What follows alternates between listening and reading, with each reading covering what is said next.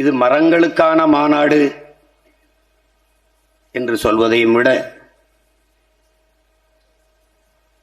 நாம் நமக்கு உயிர்காற்றை தருகிற நம் தாய்க்கு நன்றி செலுத்துகிற ஒரு மாநாடு என்றுதான் இதை பார்க்க வேண்டும்.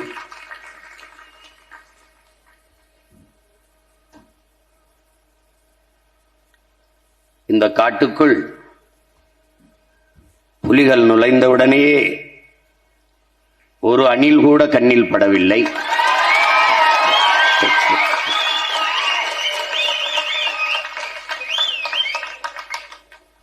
அணில்களுக்கும் சேர்த்துத்தான் காடு வளர்க்க நாம் பாடுபடுகிறோம்.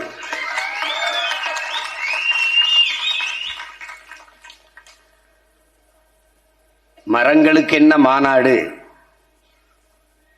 இவர்களுக்கு என்ன மறை கலண்டு விட்டதா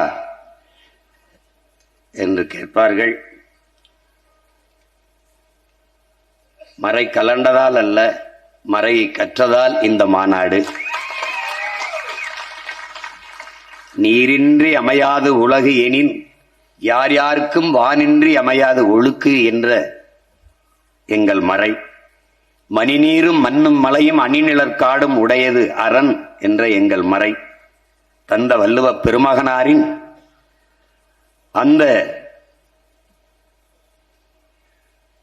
வழியில் நின்று வாழ்கிற பிள்ளைகள் என்பதால் இந்த மாநாடு.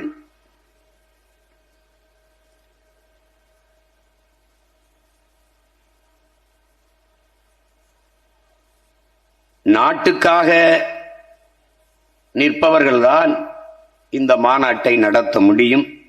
அற்ப ஓட்டுக்காக நிற்பவர்கள் இதை பற்றி சிந்திக்க மாட்டார்கள்.